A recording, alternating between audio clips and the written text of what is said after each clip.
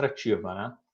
Então, agradecemos a participação aí de todos, e o pessoal vai entrando na sala aí, a gente vai recebendo o pessoal, mas já vamos dar início a mais uma edição aí. Eu vou passar já a palavra para o conselheiro João Alberto, né, para fazer a abertura aí oficial da edição do CRA Recebe, e depois uma breve apresentação aí dos nossos convidados aí, pratas da casa aí da Câmara de Gestão Pública, o Dr. Sandro Berg e a administrador, né, administrador e Dr. Sandro Berg e a administradora Rita Eloy, depois aí da abertura do conselheiro João Alberto, do Conselho Regional de Administração. Então, passo a palavra aí para o João. Obrigado, Renan. Boa noite. Boa noite, administradora Júlia Brandes. Na sua pessoa, cumprimento já os demais membros da Câmara de Gestão Pública e aqueles que nos assistem hoje em mais uma edição do CRA Recebe. Meu nome é João Alberto, eu sou conselheiro do nosso CRA-RS. Estou como vice-presidente institucional e, estando nessa pasta, né, tenho uma responsabilidade aqui de dar suporte, né, de contribuir para as 10 câmaras que hoje estão em atividade no nosso conselho. E, estando nesta pasta, né, eu preciso aqui, um dever de justiça, né, deixar registrado o meu agradecimento e a felicidade que eu estou nesses últimos meses em ver as nossas 10 câmaras trazendo, né, propondo assuntos de suma importância que tenham contribuído aí para o dia a dia dos administradores, sobretudo para a nossa comunidade. Então, parabéns, viu, Júlio, na tua pessoa, enquanto coordenador da nossa Câmara de Gestão Pública, extensivo aos demais amigos e colegas. Satisfação aqui receber o colega administrador Sandro Berg, minha querida colega administradora Rita Eloy, né? Dois incansáveis administradores, profissionais aí, que muito bem nos representam na administração pública e que vem já há algum tempo, né, junto à Câmara de Gestão Pública, trazendo aí, propondo ações para que nós possamos dar maior visibilidade para esse profissional tão importante, né, nessa seara tão importante que nós temos, que a gente precisa ter um olhar mais próximo, mais aproximado, sobretudo profissionalizado, né? O assunto hoje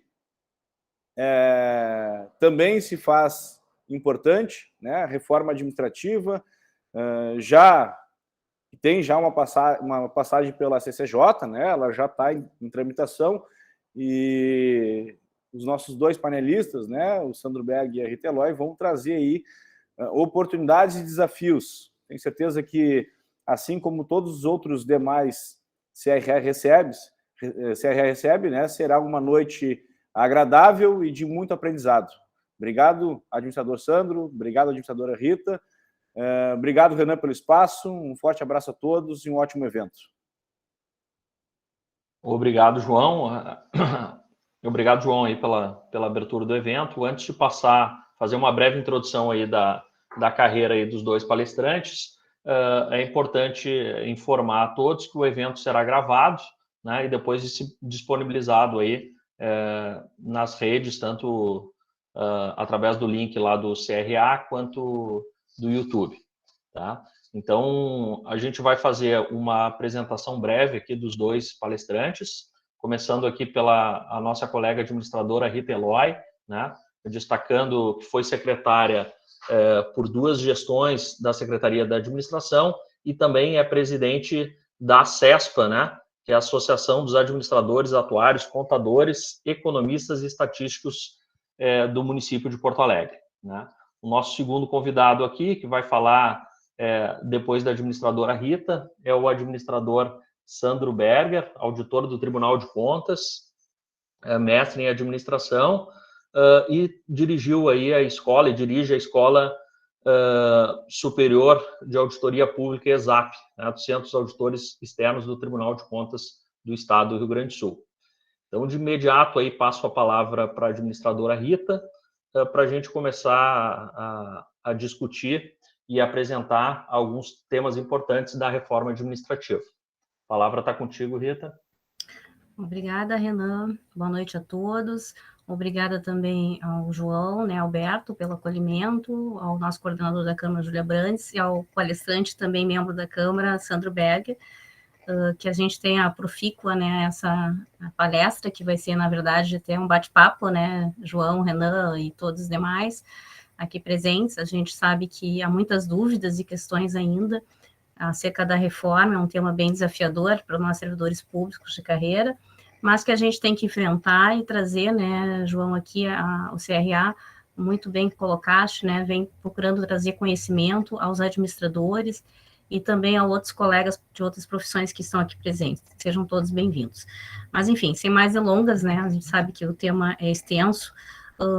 Me permito fazer uma breve introdução, porque, obviamente, que todos provavelmente já têm alguma ideia, né, mas para a gente tentar, então, nivelar os conhecimentos, é importante, Renan, destacar, né, que a reforma, então, ela foi apresentada pelo governo no ano passado, né, é a PEC 32, 2020, provavelmente a maioria até já fixou o número da PEC, né, porque obviamente, né, muda, né, a Constituição, e, no entanto, ela já está há um ano aí tramitando, e como o João destacou, ela já foi aprovada dia 23 de setembro, o relatório, né, o substitutivo que chama, é o 7º, né, inclusive, dia 23 já na Comissão de Constituição de Justiça ali, né, da Câmara dos Deputados.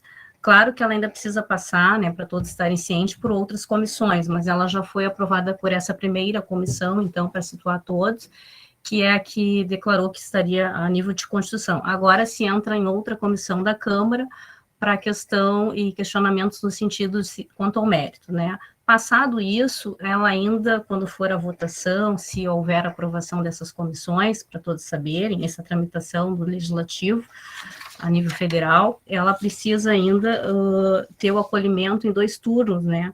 E precisa de uma aprovação de mais de 318, né, deputados, e depois vai para o Senado, e precisa passar por 2 turnos, também tem que ter aprovação de 47 senadores, se não houver nenhum questionamento, ela dá prosseguimento ou volta. Então, ainda há um tempo, né, para todos saberem, né, podem estar preocupados quanto ao trâmite, né, do legislativo, ela ainda tem um tempo de tramitação que precisa ser enfrentado todos esses passos, digamos assim, que compõem o legislativo a nível federal. Dito isso, é importante a gente contextualizar algumas questões da reforma administrativa, por que ela surge, qual fala, né, institucional a nível de governo que ela foi preconizada, né? O intuito que foi falado é uma premissa, enfim, né? Eu não vou entrar aqui no mérito, algumas questões eu vou ter que trazer, né? Porque acaba a gente tendo que enfrentar algumas discussões de mérito, mas o que foi dito na época que seria uma modernização, queria desburocratizar a máquina pública, combater alguns privilégios, foi a fala institucional na época, quando entrou, e que a gente, né, só para vocês saberem, né, além como presidente da CESP, eu acompanho também a Frente Gaúcha, e várias associações e entidades de todo o Brasil, falamos com alguns deputados a nível federal, e essa fala tem sido muito trazida nos debates e discussões. Por óbvio, a gente discorda, né, por muitas questões, a gente como servidor público, né, a gente até entende que tenha que realmente modernizar e discutir a reforma administrativa, tem vários pontos a serem melhorados, como tudo na vida, a gente que é administrador sabe que precisa fazer sempre a PDCA, né, as coisas existem, mas precisam ser modificadas, aperfeiçoadas e melhoradas, mas a gente entende que ela não enfrentou alguns pontos que deveriam, né, que depois, provavelmente, o Dr. Sandro Berg vai palestrar e vai falar sobre gestão de desempenho, né, sobre essas questões, né, Sandro? Não vou me adentrar na questão da gestão tanto do desempenho, mas ela é estruturante, né, então ela não tem impacto só para a carreira dos servidores públicos a nível estadual, municipal e federal, ela impacta em toda a sociedade.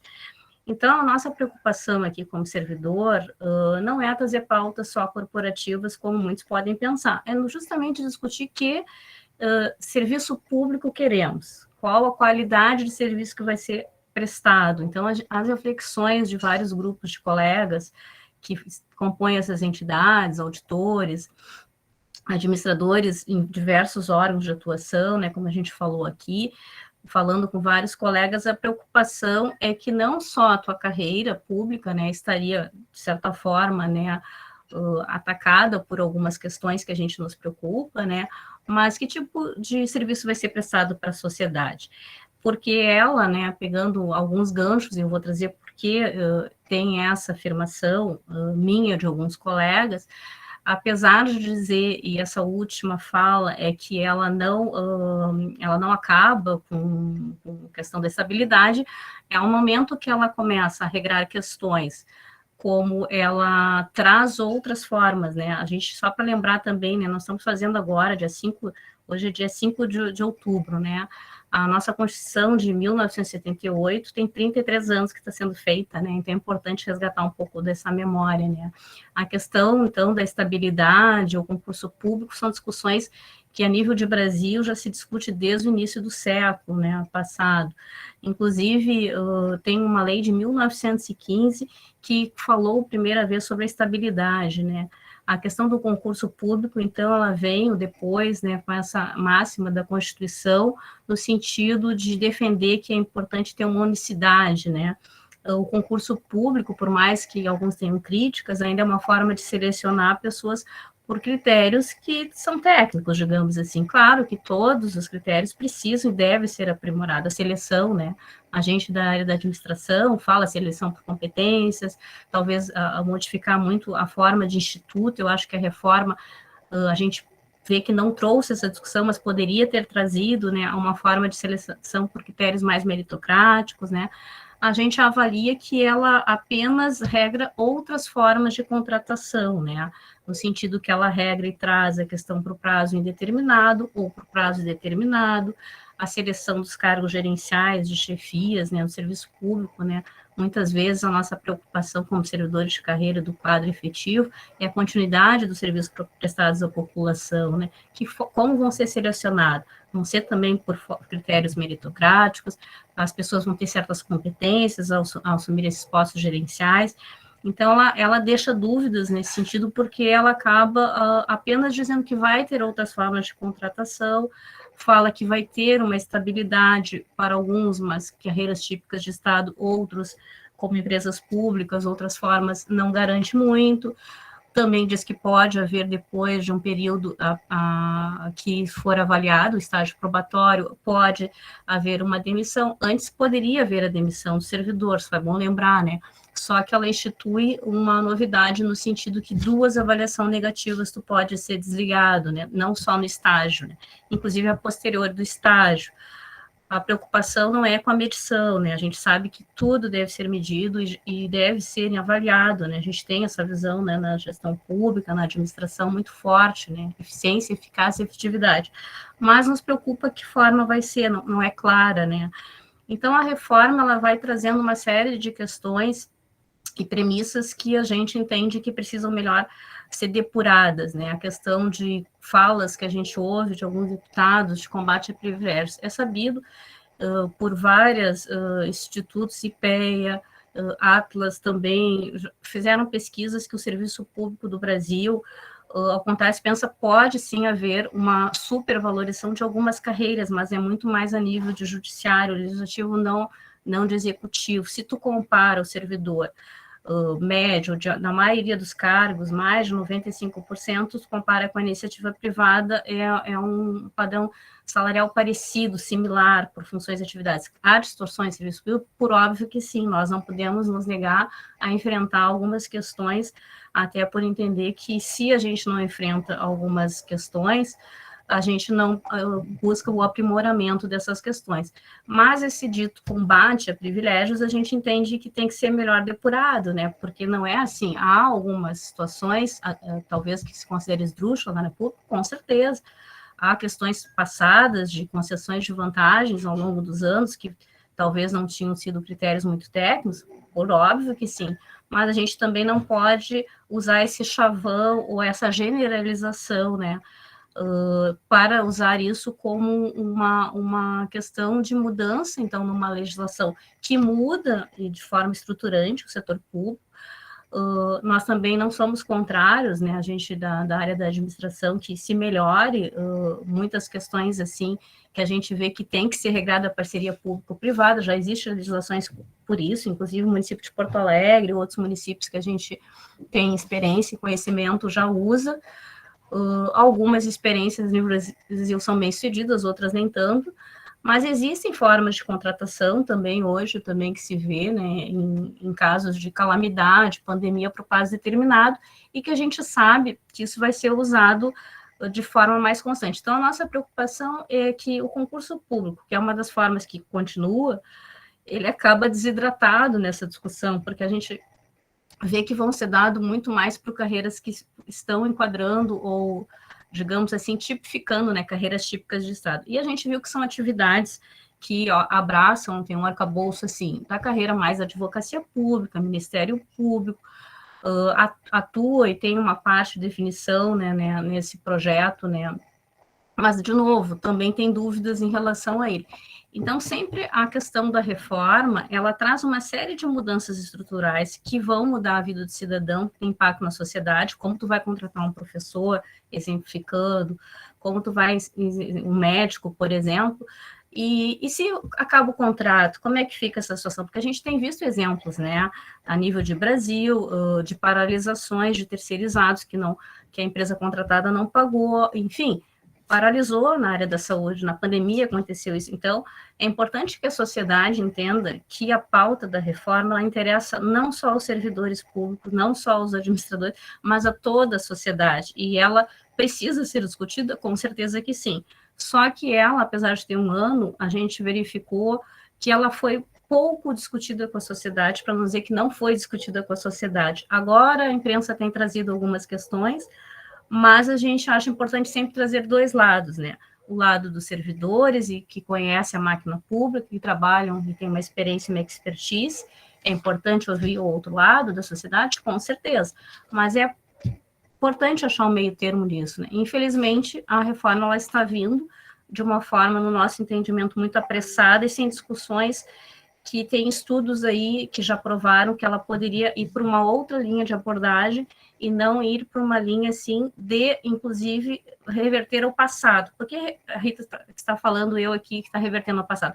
Porque já foi tido, antes da Constituição, experiências de tu fazer contratações sem concurso público, já foi selecionado pessoas sem critérios de concurso público e outros muito precários, indicações políticas.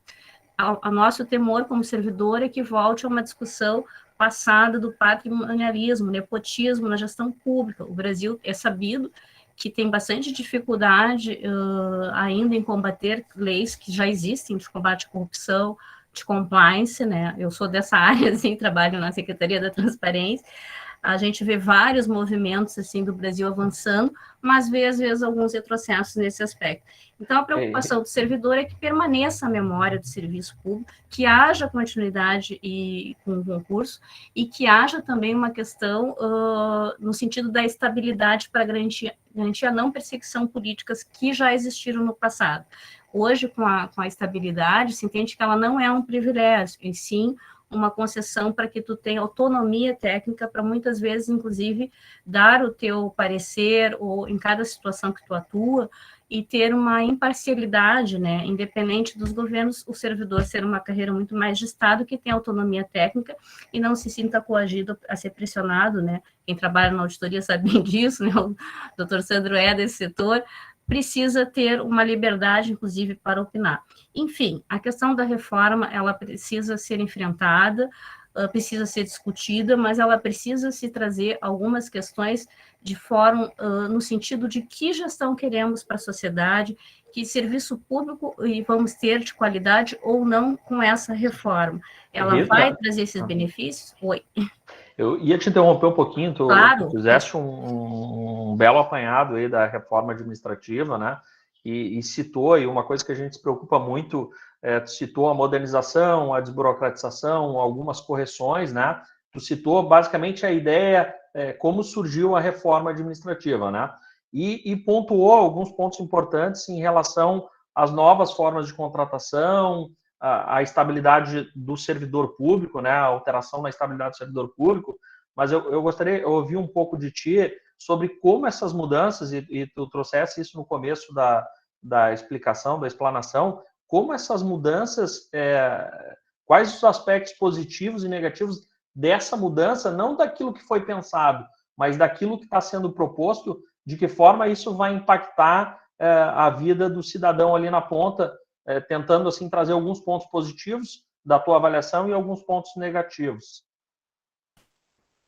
Certo, Renan. Não, eu já estava concluindo mesmo, né? Era bem essa parte bem genérica, assim, que eu me propus a tentar alinhar, porque temos várias pessoas aqui da área pública, não administradores ou não, mas enfim. Na verdade, Renan, esse é o problema, assim, né? As pessoas que estão estudando e que fazem parte de associações e entidades, como eu falei, que representam a CESPA e também estão na frente da UJ, a gente vê que essa discussão deveria ter sido trazida de melhoria, né, que tu falaste, mas ela, de certa forma, a gente não está vendo ela hoje do jeito que ela foi apresentada como uma melhoria. Mas por que tu está fazendo essa afirmativa, né? Eu estou fazendo, né? Quem está estudando uma matéria, quem está acompanhando a mesas essa questão. Ela teve 7 substitutivos, né? E várias coisas, né, Renan, foram falados, inclusive, para audiências públicas, né? Que agora, só no final da reforma, porque houve uma cobrança dessa falta de discussão, né? Com a sociedade, enfim, com as associações e entidades representativas de quase todo o Brasil. Os auditores da Receita, auditores principalmente, assim, foram muito fortes e firmes, né? Eu estou num grupo que eles estão, as carreiras também típicas de procurador, enfim. Na verdade, Renan, exatamente esse é o problema, né? Embora fale que vai ter, quando tu olha o substitutivo, tu não verifica essa garantia de melhoria, né? Foi falado que seria melhor. Com alguns deputados que a gente falou da base governista, que a gente fala com todos os deputados, não tem, acho que a gente tem que ouvir a todos e formar a sua opinião, né, tentando ser o mais imparcial e possível. Eles alegam que já existiam coisas no sentido do deputado Darcy, né, que é um dos que foi relator, inclusive, no início. Ele afirmou para nós, em algumas lives, algumas discussões que a gente trouxe isso, que tu está perguntando, mas como vai melhorar a terceirização, né? A gente perguntou bem sobre isso. Ele disse que já existem hoje, e de fato, hoje, várias prefeituras, órgãos públicos já contratam empresas, enfim, para fazer, por exemplo, dar aula em escola, né? Tu contrata por vaga, né? Então, tu já tem, digamos, organizações de ordem não governamentais, ou a CIPES, tu tem outras que têm outras formas de constituição. Só que a nossa preocupação, Ana, é que justamente pela nossa experiência de que deu problema na maior parte dos lugares do Brasil, é que a gente acha que a legislação deveria, então, fechar alguns critérios para não confundir o público com o privado. O que a Rita está falando, público-privado? Nós temos um interesse público na definição, temos que seguir princípios da gestão pública. Quais são? Pessoalidade. Há muitos indícios, inclusive, Renan, que ela é inconstitucional em alguns pontos, essa reforma, né? Do jeito que ela está escrita. Então, o nosso entendimento é que, bom, tudo bem, vamos regrar, então, algumas coisas que já existem na administração pública hoje, já existem terceirizações, parcerias públicas, mas da forma como foi regrada, ela não melhoria, não faz a melhoria da eficiência, porque ela não cria critérios para essas terceirizadas. Se fosse criar critérios de seleção, nós temos o concurso público, bom, podemos criticar que o serviço público hoje, o concurso precisa ser melhorado, beleza, temos que melhorar e aperfeiçoar os mecanismos, como eu mesmo comentei, né, ficar não mais na teorias, mas em questões até mais de ordem comportamentais, ou podemos avançar no concurso público em questões práticas, né, a pessoa que vai ingressar na área pública, ela tem que ter um perfil para a área pública, assim como as pessoas que vão ingressar na área privada têm que ter, são coisas distintas, e no meu entendimento pessoal, elas não são concorrentes, elas podem se complementar, inclusive, né, porque nem vamos demonizar o que é público, nem vamos demonizar o que é privado.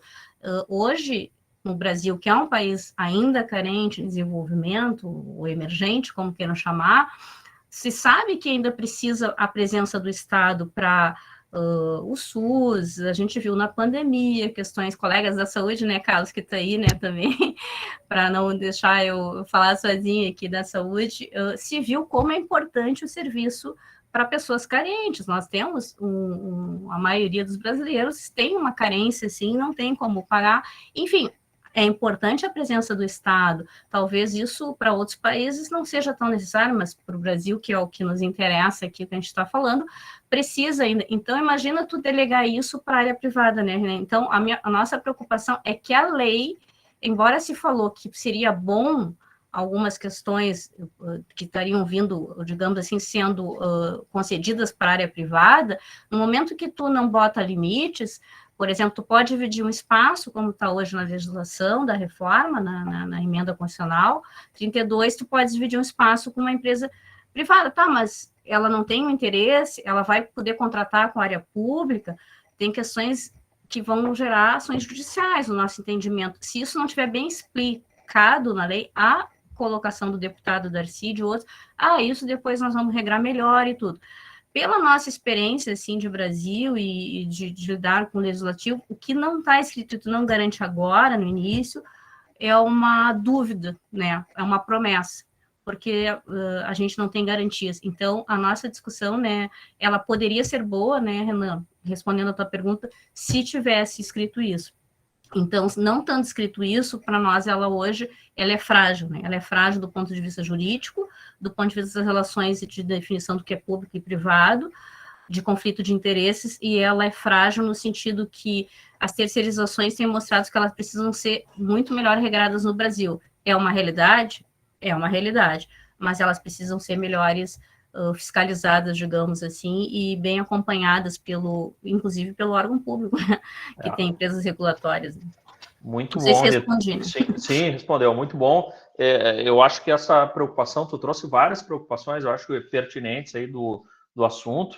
Eu queria aproveitar aí para ouvir o nosso outro convidado, Sandro, e já passando uma pergunta para ele, e eu acho que a Rita tocou muito bem, talvez a grande preocupação aí que a gente está vendo de alguns desdobramentos da PEC, né, da alteração da Constituição, ficarem para serem feitas posterior e se passar muito tempo, né? Na prática, a gente vê isso, a Constituição, vários artigos ficaram pendentes de regulamentação e já se passou mais de 33 anos e até hoje não foram regulamentados, né? Então, eu gostaria de ouvir um pouco o professor aí, administrador Sandro, a respeito disso, né? E também se pudesse aí destacar os pontos importantes e alguns questionamentos aí que a própria colega administradora Rita trouxe. Muito obrigado, Renan. Uma saudação especial ao nosso colega conselheiro João Alberto, a ti, né, o nosso mediador, a Rita, minha colega de painel aqui, a todos os demais colegas, né, administradores, servidores públicos, enfim, que estão participando da nossa conversa de hoje. E é de fato isso que nós queremos fazer aqui, né, Rita e Renan? Uma conversa. Então fica, Renan, desde já, muito tranquilo em me interromper, em conduzir essa conversa como melhor te aprouver, porque a ideia aqui é nós conversarmos com os colegas, entregarmos coisas que interessem a eles, né? Então, a minha ideia aqui não é ficar fazendo palestra, é simplesmente interagir com os colegas mesmo, né? Se me permite, antes de abordar essa questão introdutória que tu colocaste aí, Renan, fazer uma observação em relação à primeira questão que tu formaste para a Rita, tá? Qual é o impacto dessa reforma para a sociedade? Quais são os potenciais impactos? O que ela tem de potencialmente danoso para a sociedade? Eu vou fazer um relato aqui, não é de 1, 2, nem 3 casos, em que agora, nessas mudanças de gestão, por exemplo, nas prefeituras municipais mais recentes, nós acabamos sabendo, conhecendo, a partir de diferentes relatos, de diferentes lugares, de diferentes estados. O nosso país tem 5.570 municípios. A esmagadora maioria deles são pequenos municípios, né? Então, uma coisa é nós pensarmos uma reforma feita dentro do Planalto Central, né? Dentro do plano piloto, lá na esplanada dos ministérios, pelos técnicos do governo federal.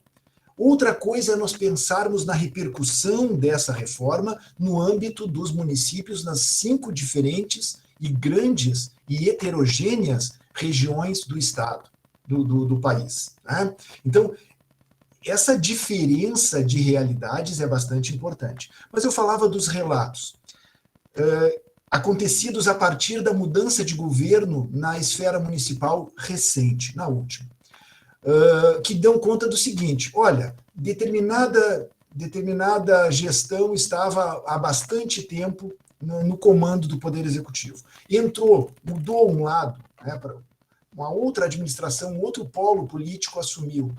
Houve uma limpa dos servidores. Aí nós colocamos pessoas da nossa confiança. Quais foram as consequências quase que imediatas deste processo? Né? Sem contar tudo o que significa isso, né? esse deslocamento de pessoas, enfim.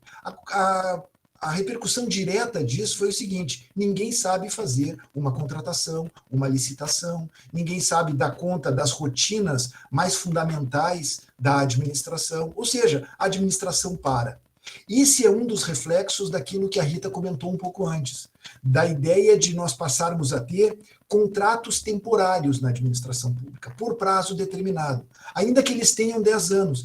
É pior ainda. Na minha interpretação, quanto mais tempo demorarem os contratos, mais se formam feudos, mais se formam reservas de conhecimento dentro de determinados espaços da administração, que quando essas pessoas saem, levam com elas uma grande gama de conhecimentos sobre como fazer as coisas, que é o grande capital da administração pública, é o como fazer, porque sem ele todos os insumos de saúde, insumos de educação, todos os insumos de obra param. Então, não funciona. Então, ter uma administração estável, uma burocracia sólida, há inúmeros estudos que mostram que isso é garantia de eficiência, de efetividade da administração pública. Então, esse é um efeito danoso, que às vezes o gestor público dá conta de mudar o quadro, achando que vai colocar pessoas da sua confiança e desconstrói um conjunto de conhecimentos. Então, esse é um ponto muito importante, é um reflexo potencial direto da ideia de poder contratar por prazo determinado. Então, esse é um ponto que precisa ser muito refletido. Mas, enfim, eu vou pegar aqui dos desdobramentos posteriores, né, que tu falava. Deixa eu botar aqui meu tempo para eu não me exceder aqui, tá? Dos reflexos posteriores desta PEC. Bom, primeira coisa que nós temos que ter em mente, essa PEC tem um grande potencial formalístico. Né? Eu vou trazer essa questão para a nossa reflexão. O que significa um potencial formalístico? Nós escrevemos coisas para inglês ver. Nós mudamos a lei e, no fundo, não muda nada. Vou explicar isso um pouco melhor. Primeira coisa que nós precisamos colocar como antecedente deste fenômeno que nós estamos experimentando aqui. Né? Nós vemos nesse debate, né, o servidor público, eu, os meus colegas servidores públicos todos, pensando assim, bom, nós precisamos pensar no servidor público, mas isso é legítimo, mas não é suficiente. Nós precisamos pensar na garantia de continuidade e de qualidade do serviço público. Então, esse é um ponto importante que a Rita comentou, que de regra as pessoas falam, e é preciso sempre trazer à baila, não é? Outro ponto interessante, quando a proposta de emenda constitucional diz o seguinte, não, as coisas vão mudar, as regras vão mudar somente para aqueles que ingressarem a partir de agora. Bom, quando se faz isso, se faz um ataque frontal e muito efetivo no serviço público. Porque aí uma parte dos agentes, que por certo não é nenhum desses que está aqui, só pelo fato de estarem aqui, porque estão preocupados não somente consigo, mas com o serviço público, uma parte dessas pessoas dizem assim, não, isso não vai me afetar, isso é só para os que vão entrar.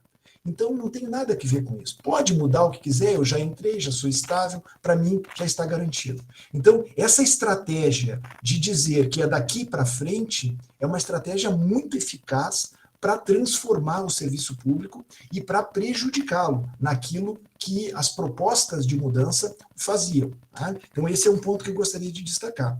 O serviço público, portanto, tem que ser o foco dessa nossa análise.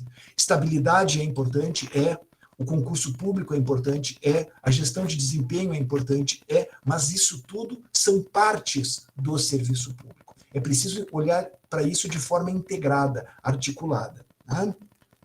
Há um princípio que eu comentava logo no início, no meu exemplo ali, que é o princípio da continuidade dos serviços públicos.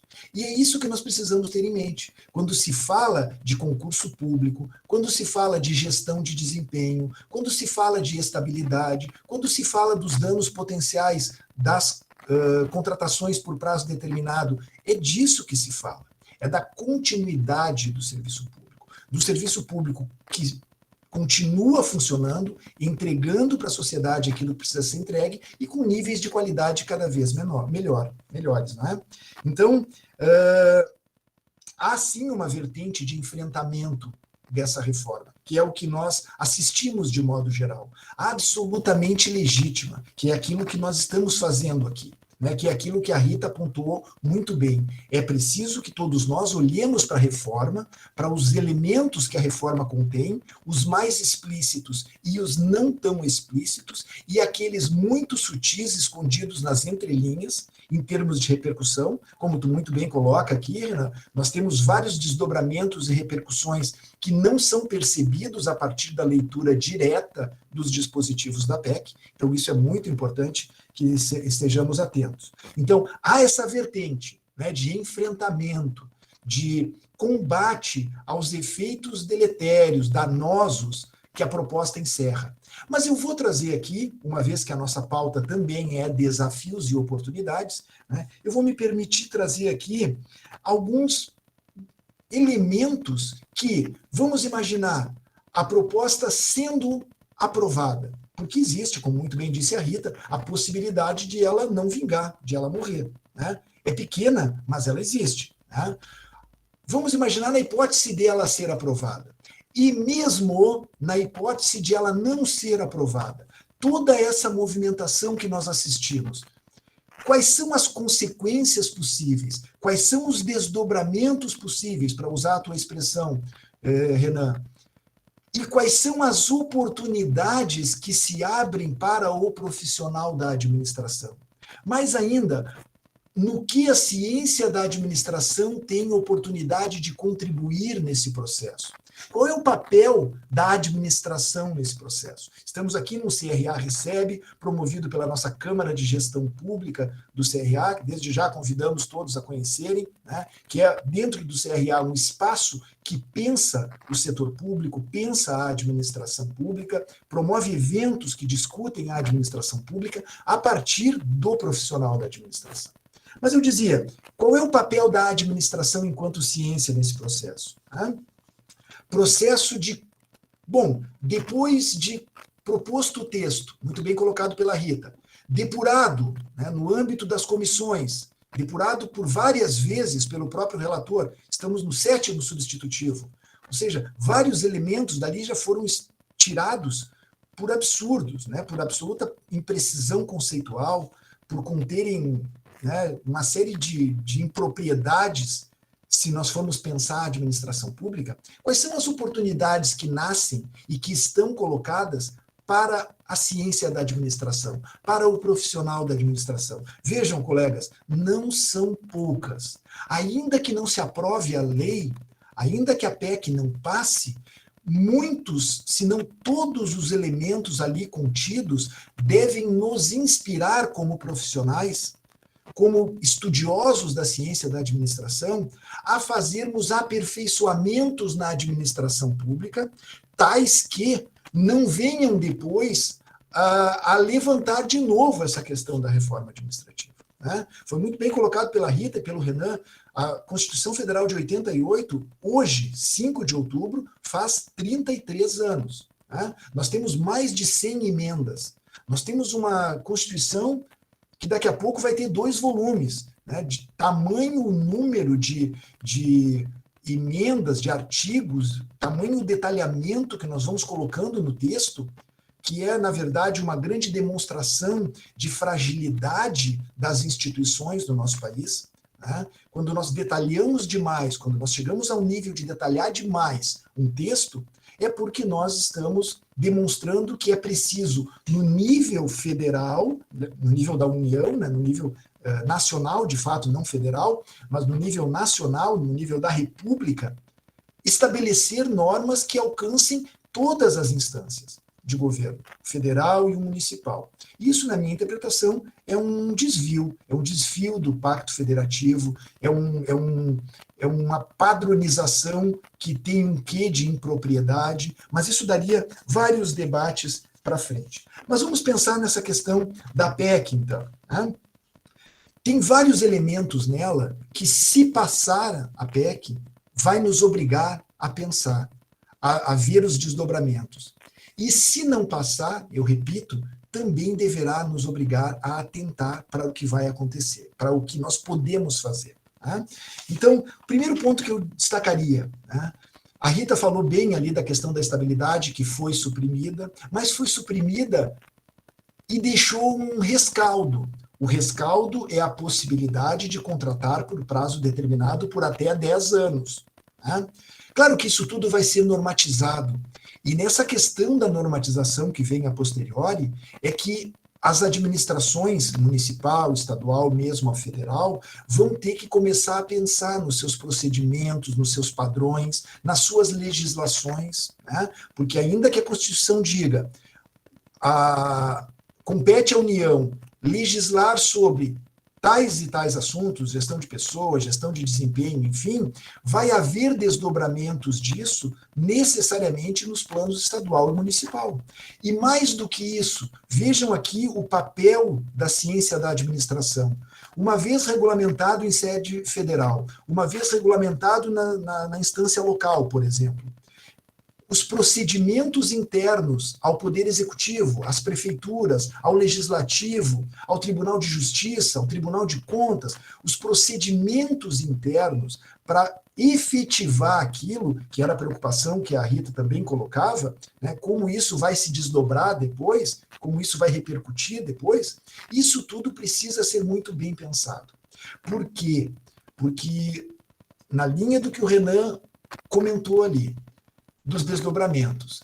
Aprovar uma PEC que institui uma série de mudanças, se elas não forem regulamentadas, se elas não forem normatizadas, se elas não forem padronizadas, formalizadas, tudo aquilo que cabe ao profissional da administração fazer. No nível dos órgãos, na prática, no nível operacional, vai se transformar em algo formalístico. Porque lá em 1998, nós estamos falando de muito tempo atrás, 23 anos para ser preciso, lá nós instituímos a avaliação de desempenho permanente. Então, gestão de desempenho não é algo novo, absolutamente não, na administração pública. Mas se instituiu isso, né? A emenda 19 de 1998 instituiu lá a avaliação permanente de desempenho, né? Só que, e depois uma legislação que regulamentaria aquilo. Nunca saiu essa legislação. Né? Não saiu por quê? Né? Porque não há interesse em fazer isso. É por isso que eu falei, essa emenda toda essa transformação que nós vamos fazer em sede constitucional tem um grande potencial formalístico. Se nós não cuidarmos da forma como vamos fazer isso. Porque aí, aquilo que tem um potencial de qualificar a administração pública, poderá não acontecer. Ou seja, como eu vou regulamentar a gestão de desempenho? Né? Não é porque a PEC não vai passar, né, se ela não passar, não é porque a gestão de desempenho não seja necessária. Ela é importante.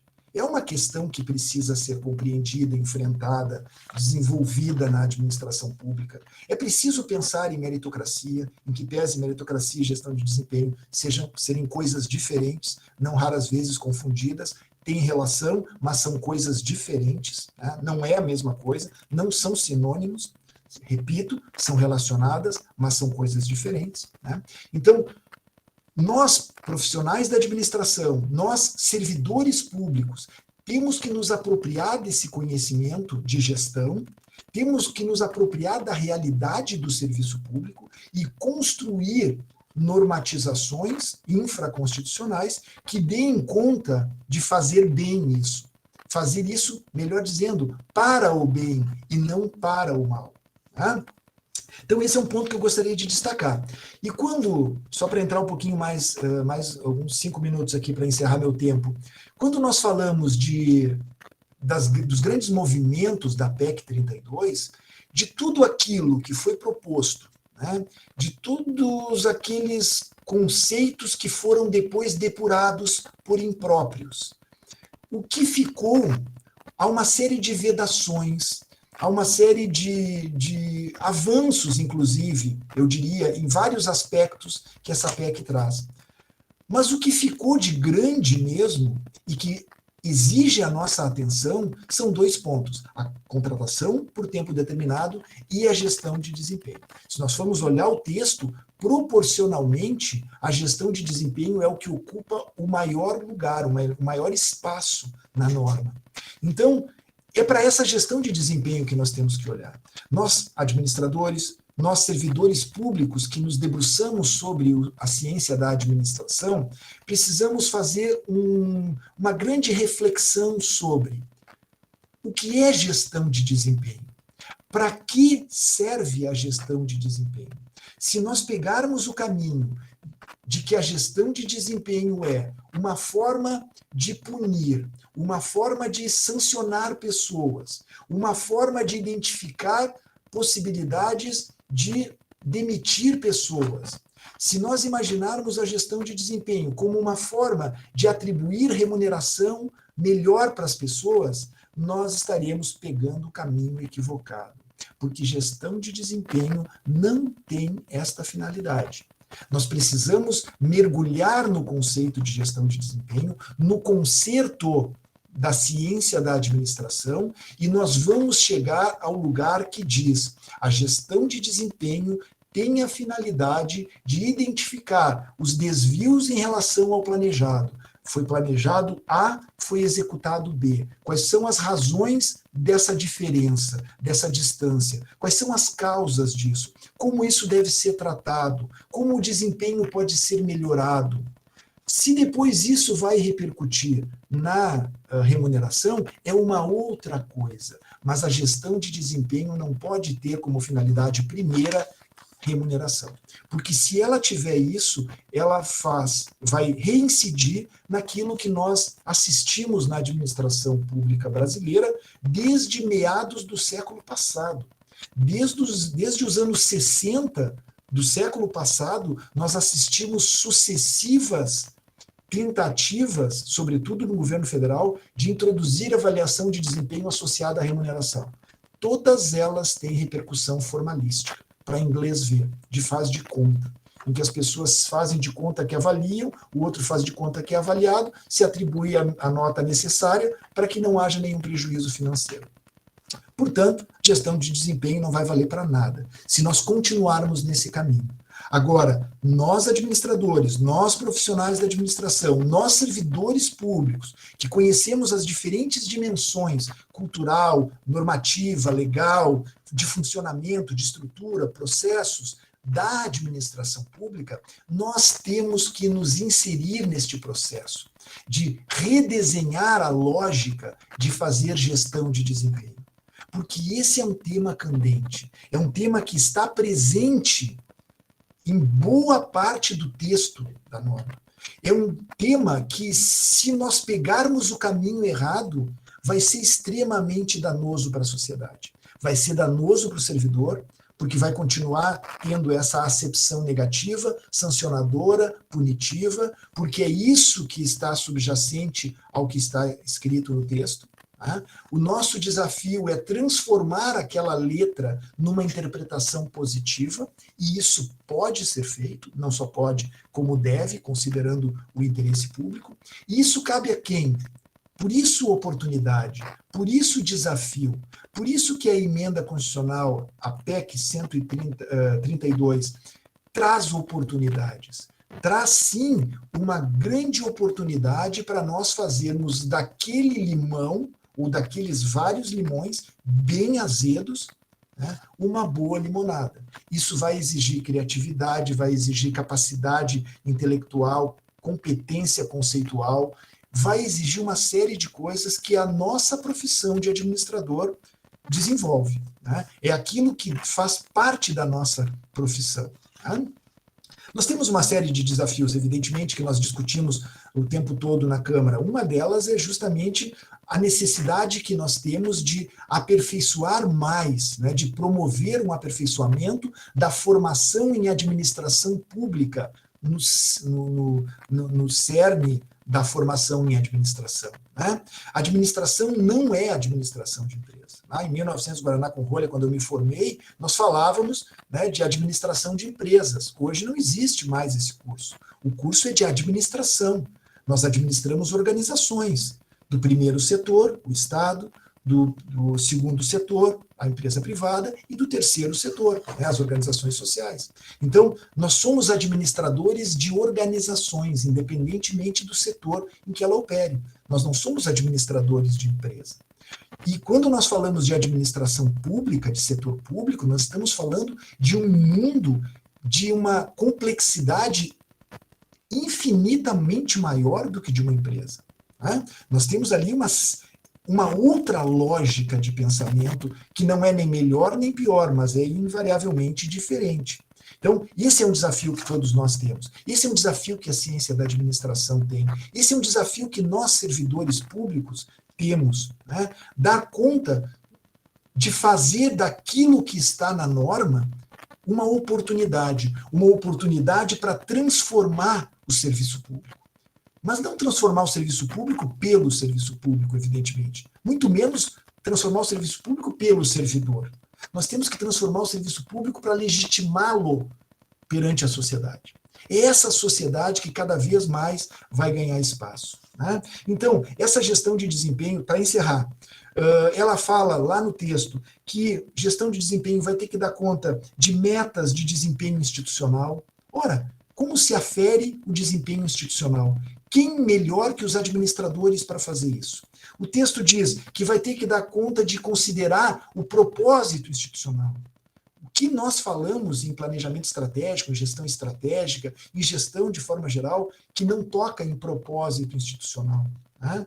Que vai ter que considerar instrumentos diferenciados para a área de gestão de pessoas, para a área de TI, para a área orçamentária e financeira. O texto diz isso. Né? Então, quem vai pensar esses diferentes instrumentos? Quem tem a formação para olhar sistemicamente a organização e pensar como se afere desempenho de profissionais atuantes na área de gestão de pessoas? E fazer isso na área de tecnologia da informação, e na área de contratação, e todas as demais áreas. É isso que o texto diz. O texto não diz que tem que fazer gestão de desempenho com carinha amarelinha, sorrindo, tristinha, indiferente. Não. O texto diz que tem que fazer uma análise, uma avaliação, e aquilo vai repercutir na gestão de desempenho da organização e das pessoas. Né? O texto fala ali uma coisa que eu acho muito importante. Eu disse que não faria, Rita, mas eu vou me permitir ler aqui. Ele vai dizer que é a implementação obrigatória de procedimentos destinados a aprimorar o funcionamento dos órgãos e entidades cujo desempenho seja considerado insatisfatório.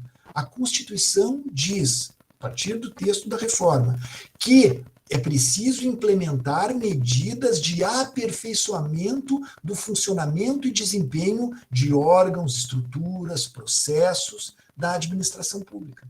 Olha, o que é isso senão o objeto de atenção do administrador? O que nós, administradores, fazemos, ou somos preparados para fazer, que não seja isso? Né? Nós planejamos estruturas, conduzimos essas estruturas, executamos isso e controlamos. Controlamos, avaliamos. Para quê? Para aperfeiçoar. Né? Isso nos remete à questão da gestão de desempenho. Gestão de desempenho não tem função punitiva, sancionadora, é um caminho equivocado, eu repito. A gestão de desempenho tem a finalidade de identificar desvios, problemas, insuficiências, lacunas e as suas causas. Mas com que finalidade? Com a finalidade de resolvê-las, de solvê-las, de melhorá-las, de aperfeiçoar o ciclo de gestão. Muito bem colocado pela Rita no início. O ciclo de gestão do PDCA, por exemplo. Né? Então vejam, para finalizar, quantas oportunidades nós temos? A PEC 32 tem problemas? Ela é uma ameaça ao serviço público? É. Ela é uma ameaça ao servidor público? Certamente. Né? Mas ela também precisa ser enxergada, porque é isso que nós, administradores, fomos formados para fazer, é ou não é? Quem de nós na universidade não ouvia todas as disciplinas, todos os professores dizendo que crise é oportunidade, que nós vivemos de aperfeiçoar processos, que nós pegamos coisas ruins e transformamos em coisas boas. Né? Não é isso que nos diziam? Não é isso que a gente faz como administrador? Né? Então, a ideia de fundo aqui, meus colegas queridos todos, é justamente essa. É o que nós vamos fazer com essa PEC. Seja ela aprovada, que aí nós certamente teremos que fazer, seja ela mesmo não aprovada, porque ela é uma sinalização de debate. Esse debate todo, em que pese tenha sido produzido aquele texto original em especial e o que ficou, na minha interpretação, por pessoas que não têm a menor noção do que seja serviço público, às vezes eu tenho a impressão que aquilo ali foi feito numa escola de ensino médio, né? Porque a quantidade de impropriedade, sem nenhum demérito e nenhuma ofensa às escolas de ensino médio, por favor, né? Mas a quantidade de preconceitos, né? De conceitos equivocados, né? Que continha aquele texto anterior, na sua versão original, era realmente muito triste. Né? Mas, enfim, eu não quero cansá-los mais, já passei do meu tempo aqui, agradeço a atenção de todos, fico aberto ao nosso debate. Falei aqui que nós íamos conversar e nem abri a oportunidade, né, Renan? Perfeito, Sandro, muito obrigado aí, eu acho que esclareceu vários pontos aqui, eu tinha anotado alguns questionamentos, mas antes de fazer o primeiro aqui, eu lembrar que os participantes aqui do CRA Recebe, fiquem à vontade aqui para incluir algum tipo de questionamento aí direcionado tanto ao Sandro quanto à Rita, e pode fazer aqui no chat, aqui no lado, nas mensagens, que eu posteriormente remeterei aos convidados aqui o questionamento. Mas especificamente aí, tanto para o Sandro quanto para a Rita, acho que o Sandro tocou em vários pontos importantes, né? E fazendo assim um contraponto um pouco em relação à administração privada, né, com relação à administração pública, me parece que sempre o norteador de uma empresa, né, pensando no privado, é a cabeça do dono, né, a cabeça do dirigente máximo, né? E no setor público, infelizmente, a direção, a diretriz, o norte, ela vem de uma cabeça mais política, né? E menos técnica, menos voltada para o dia a dia lá do cidadão que está preocupado lá com os serviços que ele recebe do Estado, seja de educação, de saúde.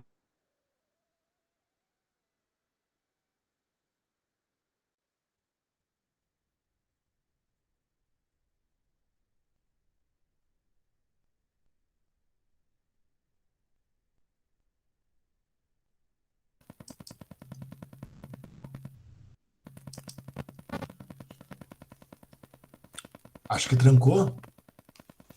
Travou. Travou o do Renan. Eu não sei se o Carlos vai dar continuidade, ou o Júlio ali. Que é o vice-presidente.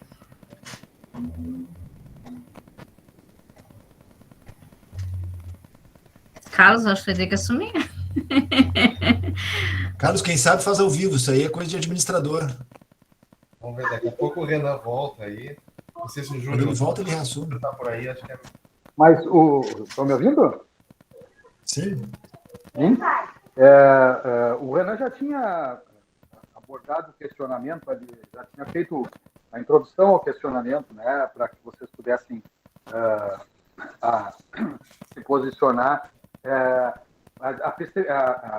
A ideia que eu gostaria de levantar com vocês enquanto ele retorna é a questão da conveniência e a oportunidade e até onde vocês têm expectativa que esse processo vá. Esse processo de mudança, do ponto de vista de tempo e em que nível, né?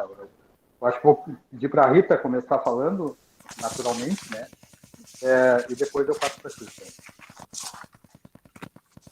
Certo.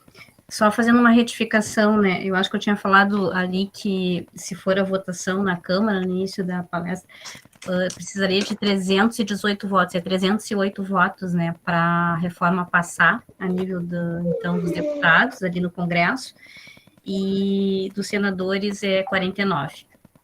Eu vou fazer essa fala, então, Júlio, na linha do que tu perguntaste, né, assim que o Renan entrar, a gente dá continuidade, então, à fala dele, porque eu acredito que ele não completou a ideia. Mas, na verdade, hoje, o cenário que se tem a nível, assim, dos colegas que eu tenho falado, porque o nosso âmbito aqui é muito municipal, né, a própria associação, a CESPA, ou vários âmbitos que a gente atua muito no nível, a gente fala muito com outros colegas que vão a Brasília e nos passam feedback, né. O cenário hoje é de não aprovação. E por que não aprovação, né? Como bem colocou o Sandro Berger, né, no início, era muito ruim. Houve uma pressão para ir aperfeiçoado, mas, Sandro, a avaliação é que esse 7º substitutivo, ele piorou alguns pontos. Talvez ele tenha melhorado algumas questões, como itens de estabilidade, mas ele piorou em outros. O que se tem, a notícia, é que ele avança nos pontos, na medida que mais pressão haja de algumas entidades, haja pressão, inclusive, da sociedade, inclusive deputados que estavam a favor da reforma estão contra hoje, está se mudando, porque entenderam, né, Sandro, que exatamente essas discussões que tu bem trouxeste, né, como avaliação de desempenho, outras questões, não estão de uma forma ainda clara ou garantidas nessa redação. Há também preocupação dos próprios deputados governistas que ele é inconstitucional em alguns pontos, como tu bem falaste, né, a impressão quem conhece a matéria a nível jurídico, do ponto de vista da administração e outras tantas, é que foi feita não só, como tu bem colocou, por preconceitos, mas também por não entendimento jurídico de muitas questões, né? Bom, nem vou falar da ciência da administração, né? Eu acho que foi muito trazida por uma questão econômica, né? Por uma redução fiscal, né? Se pretende muito reduzir gastos, né? Com servidores públicos. Mas e a eficiência, de novo, né, do serviço público? Se trazem muito em várias instituições que falam que, de novo, né, algumas premissas equivocadas, né, o gasto é muito com o servidor público, mas só em partes, né, e essas parcelas, né, Júlio, só para complementar, não vão ser atingidas pela reforma. Muitos deputados se deram conta que várias falas de que se combater privilégios ou combater várias questões, mas não entraram na reforma, né, a reforma pega quem? Médicos, professores, inclusive áreas de atividades fins, e protege carreiras típicas de Estado, mas ela não abarca, né, a questão dos policiais militares, civis, judiciário, enfim. Então, por isso, né, hoje, né, Júlio, a informação que se tem é que ela provavelmente não vai passar, porque vários deputados se deram conta que, embora ela diga e fale que vai reduzir privilégios, que vai desburocratizar a máquina pública, que vai se discutir avaliação por mérito e desempenho, ela não está contemplando essas questões. E no último substitutivo, algumas coisas retrocederam, né, Sandra? Então, a avaliação é que ela avançou um pouco na questão de uma estabilidade relativa, se é que a gente pode dizer que ela está prevendo, então, uma estabilidade relativa, muito mais para quem é carreira típica, é bom deixar reforçado isso. E quem não é, Rita? Bom, não se sabe ainda bem, né? E também há um entendimento de alguns que, mesmo que ela diga que garanta a estabilidade, em alguns momentos ela não dá essa garantia, porque tu pode ser demitido por insuficiência, aí entra aquilo que tu falou, né, Sandra, do caráter punitivo. A avaliação de desempenho já se mostrou ineficaz, tanto na área pública privada, tem vários colegas que eu assim, já conversei sobre a área privada, inclusive grandes empresas renomadas, voltaram atrás porque exatamente estavam usando a avaliação de desempenho de uma forma equivocada, né? Bom, aí não adianta tu dizer que vai fazer para inglês ver, como tu falaste. Se até a área privada tem dificuldades de implantar, na área pública se sabe que ainda tem mais ainda, né? Por uma série de coisas. Enfim, né, então, hoje a avaliação no cenário político é que ela tem chance de não passar. E por que não passar? Porque ela regrediu em alguns pontos, né? E há uma sinalização de vários deputados que estavam por fora do que estava escrito na reforma, estão se apropriando e vendo que ela não traz essas garantias que se achou que iriam combater. Vai combater, por exemplo, castas e privilegiados, servidores têm essas premissas, assim, que a gente ouve muito. Mas eles estão de fora, né? O judiciário está de fora, o legislativo está de fora. Enfim, vários estão de fora da reforma, né? É bom deixar bem claro isso. E só para deixar claro, ela atinge os novos e antigos. Ela atinge aposentados, inclusive, né? Como é que vai ficar a Previdência, né? Só para provocar essa discussão entre nós aqui. Na verdade, ela hoje, do jeito que está, infelizmente, que é uma oportunidade, né, Sandra, como tu bem falasse, é uma ameaça para nós, administradores, é uma oportunidade, mas ela está muito mais ainda na ameaça mesmo e não passou a ser oportunidade, porque ainda se vê que alguns legisladores que poderiam modificar e atender, inclusive, questionamentos feitos por pessoas que entendem da matéria, por preconceitos não estão fazendo, né? E isso é ruim, né?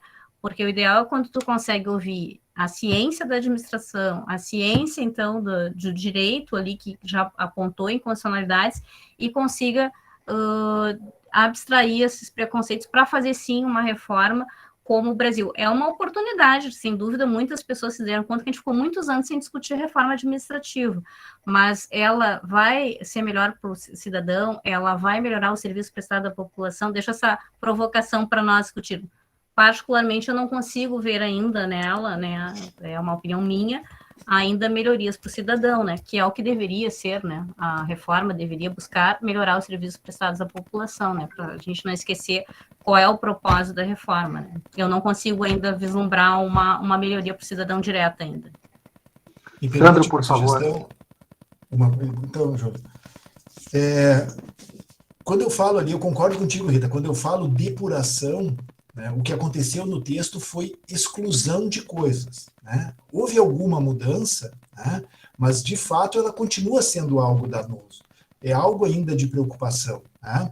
Então, a pergunta do Júlio é bastante interessante ali, né? Até onde vai essa mudança? Ela tem chance, não tem chance? Obviamente, não dá para se antecipar. Existe uma expectativa e uma inclinação a não se aprovar a PEC, né? Como disse muito bem a Rita. Mas eu pegaria um outro caminho. Eu vou repetir, né? Vou reincidir naquilo que eu falava antes. Nós não temos como saber se ela vai ser aprovada ou não. Então, eu diria assim, que sendo ou não aprovada, toda essa discussão da PEC nos mostrou um cenário de descontentamento, de desconhecimento, de oposição de determinados setores da sociedade em relação ao serviço público. Isso é evidente, né? Quem construiu aquela PEC representa um segmento da sociedade, que pode até não ser dominante, mas é um segmento da sociedade que não entende de serviço público, que não compreende o que é serviço público.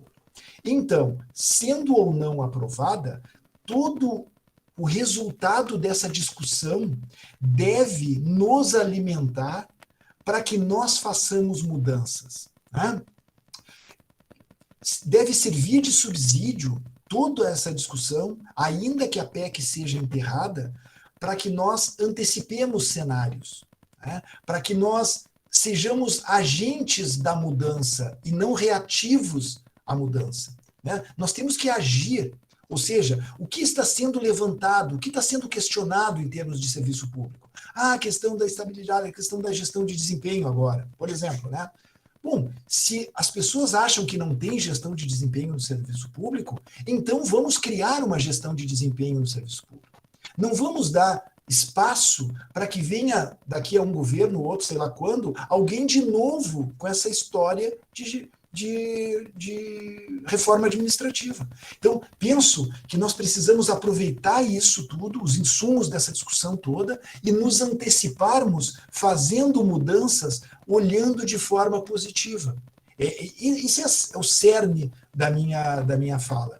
Por certo, nesse debate todo, tem elementos que deveriam alimentar a nossa reflexão, que deveriam fazer com que nós fizéssemos uma reflexão crítica, radical, profunda, né? E nos fizesse aperfeiçoar aquilo que pode ser aperfeiçoado. Há uma só frase: façamos nós, servidores públicos, olhando para a sociedade, as reformas necessárias que precisam ser feitas. Nós não precisamos que alguém lá da esplanada dos ministérios construa um projeto de reforma administrativa, aprove aquilo e aquilo alcance o país inteiro, sem ter a menor noção do que seja serviço público fora de Brasília. Que para quem conhece Brasília e o serviço público em Brasília, sabe que aquilo é uma outra realidade, mas bem diferente do que o serviço público é. Então, façamos nós essa reforma, façamos nós essa mudança. Ainda que a mudança não venha desta forma, vamos aproveitar, colher insumos e fazer essa mudança. Temos espaço, temos condição, né? Só precisamos parar, pensar, refletir, fazer essas mudanças no nível de cada esfera federativa, quero dizer, né? Que a prefeitura, que o executivo de Porto Alegre encaminhe projetos de lei fazendo as mudanças necessárias para isso, né? Que o executivo estadual faça isso no nível do estado. Então, é isso que eu penso.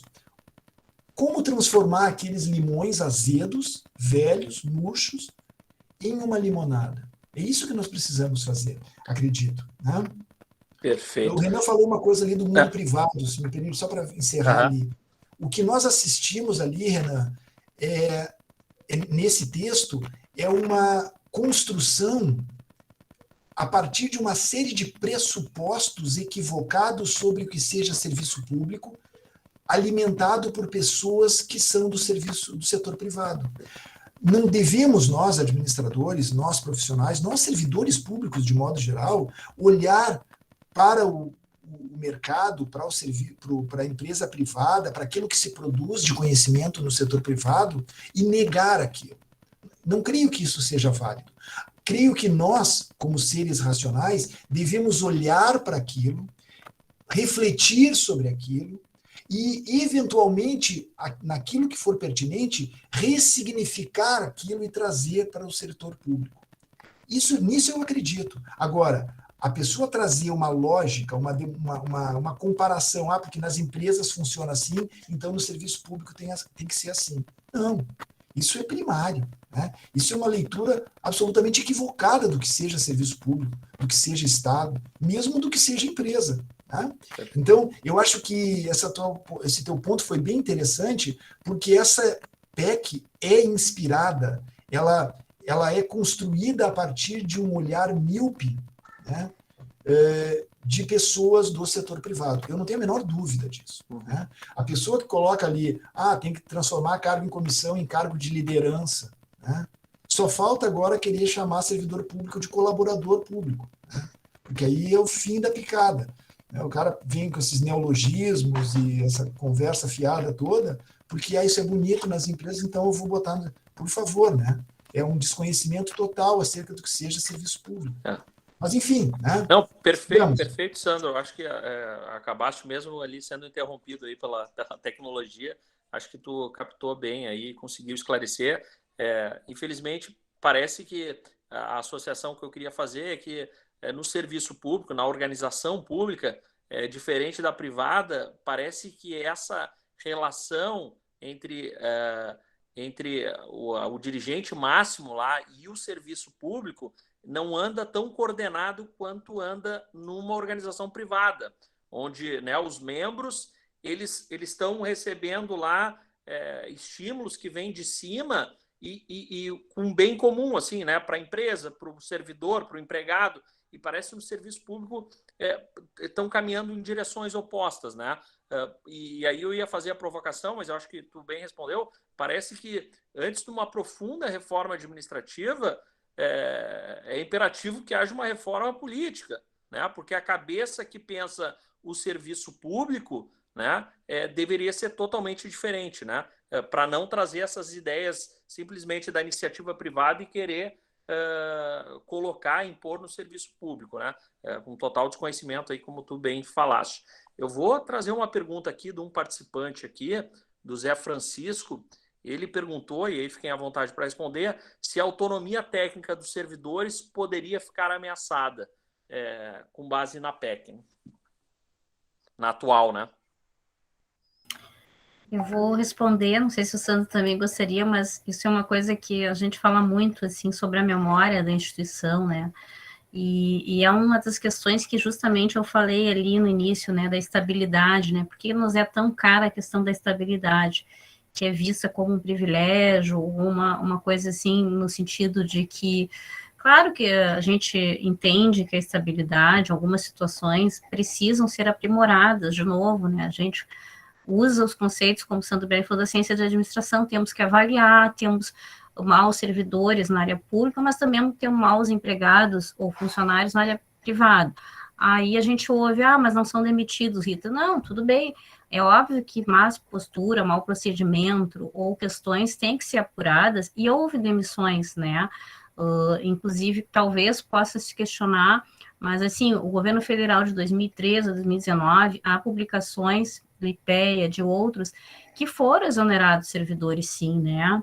A CGU faz esses acompanhamentos por corrupção, por N questões. Então, dizer que o servidor nunca é demitido também nunca é, enfim, não é bem uma verdade. Essas premissas precisam serem trazidas à tona, estudos que comprovem com dados técnicos e científicos, né, Sandra, como a gente está falando, e que não de preconceitos, que pessoas falem que não dominam a área pública. A gente questiona que pessoas que vão trazer dados ou vão questionar situações da área pública, mas tragam informações fidedignas, estudos técnicos, competentes, sérios, inclusive da ciência da administração, né, Sandra? Que tem muitos aí, inclusive, né?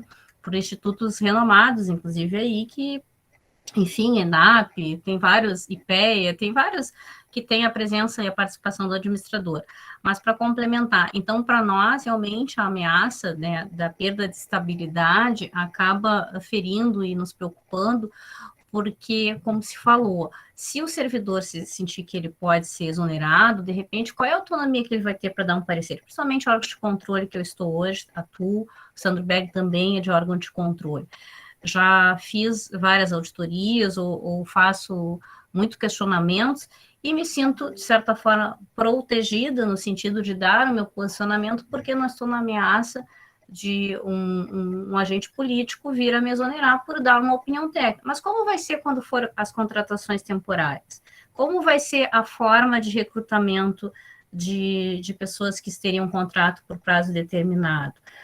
Como é que vai ser? De novo, a nossa preocupação é que volte a questões antes da Constituição, já se discute há mais de 100 anos de estabilidade no Brasil, como eu tinha falado, e por que se discute isso? Para se evitar indicações políticas, o nepotismo. Um colega ali colocou no chat, o Rodrigo, confiança nem sempre reflete competência. Outra colega falou que viu, e eu também, como servidora, 27 anos de serviço público, dedicados na função de administradora, a gente vê a perda da memória de vários governos, porque às vezes não é passado, inclusive é centralizado na mão de cargos comissionados. É óbvio que tem cargos comissionados com qualidade técnica e pessoas que têm contribuído, não vou demonizar como fazem com a gente a questão do servidor efetivo, mas é óbvio que quem vai ficar com a memória, quem vai passar, independente dos governos, que não é um agente de confiança daquele partido A ou B, é o servidor público. Então, ele se sente hoje protegido com a estabilidade, ele se sente protegido hoje porque tem mecanismos que ele sabe. Como é que vai ficar com a PEC? Não sabemos, né? A PEC 32, ela não, de novo, ela deixa muitas dúvidas, muitas incógnitas. Mas eu concordo com o Sandro Berg. Não vamos esperar que ela seja aprovada ou não. Nós podemos e devemos sempre provocar mudança nos órgãos que a gente atua e propor ações de melhoria, né?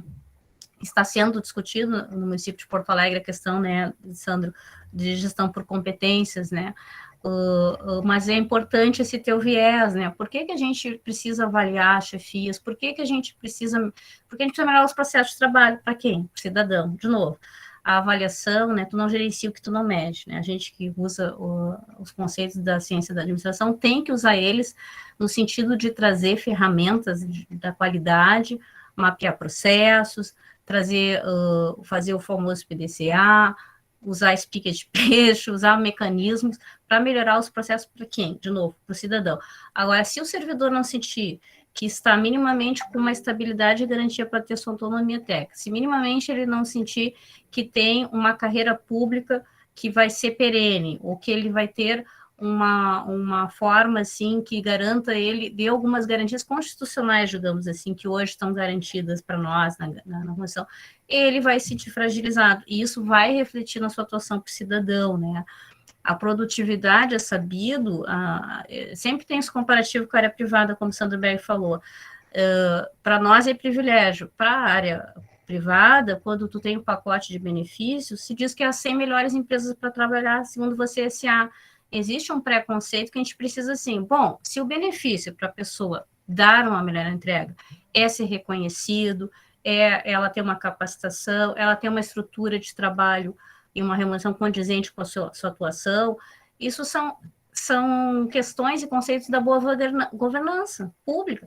Então, a gente também tem que cuidar, assim, que parece que tudo agora que se concede a um servidor vira um privilégio, e tudo que é da área privada, não, é um sistema de reconhecimento, e inclusive, sai em publicações da você assim, as melhores empresas, as pessoas entregam melhor, elas produzem melhor quando elas sentem que a sua organização, pública ou privada, ela reconhece os seus talentos, e ela, inclusive, dá uma tranquilidade para a pessoa poder trabalhar com uma garantia técnica que o servidor hoje tem e que agora está ameaçado, e infelizmente a gente não sabe como é que vai ser daqui para frente, né? E infelizmente eu tenho que dizer isso, porque ela não se sabe, né, como vai ser essa forma de recrutamento, né?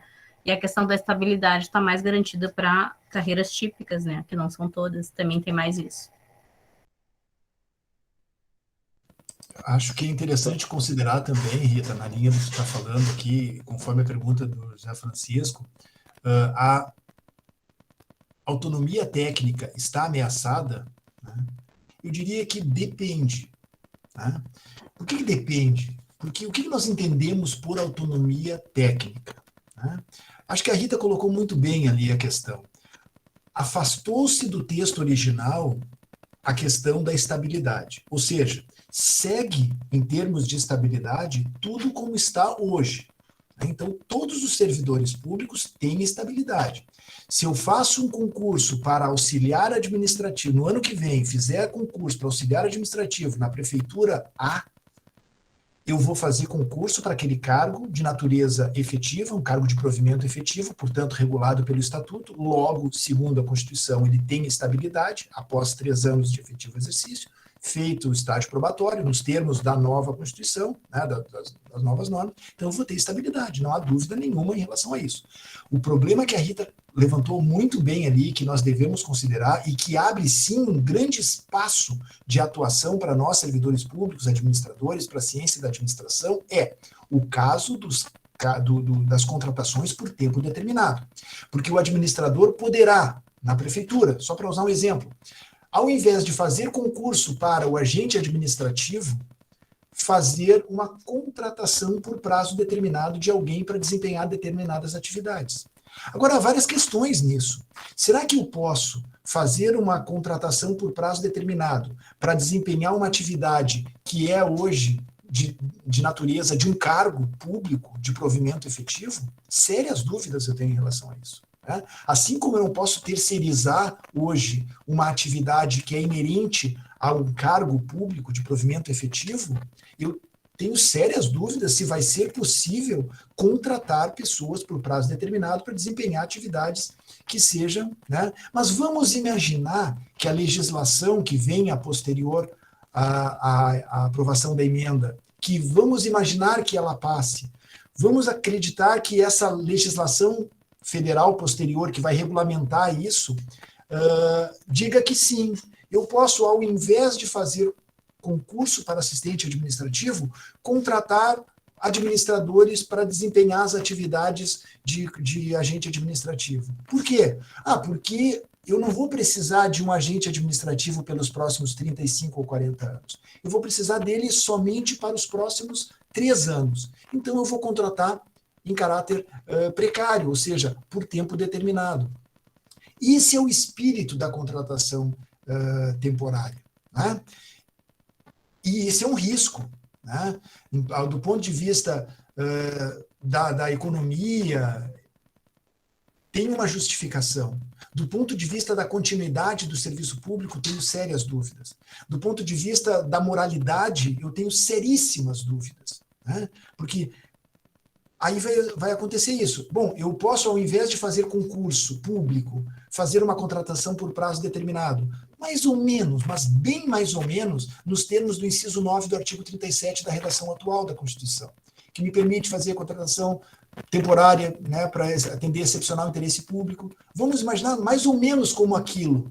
Bom, imaginemos nós que aquilo seja aprovado. O que nós temos de oportunidade? O que nos resta fazer? Né?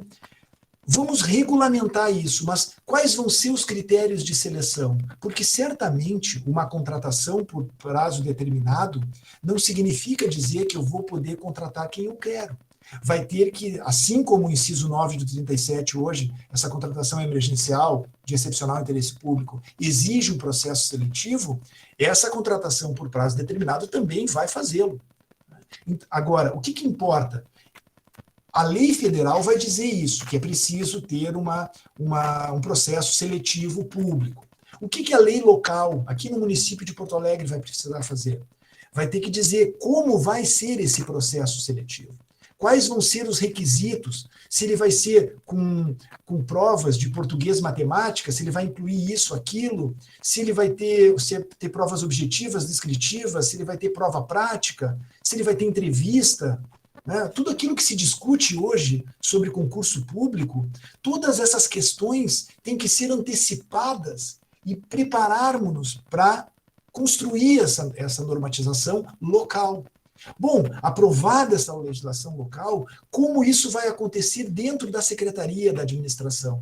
Bom, vamos abrir processo seletivo público para contratar por prazo determinado administradores pelo prazo de 3 anos, prorrogáveis por mais 3. Vamos imaginar.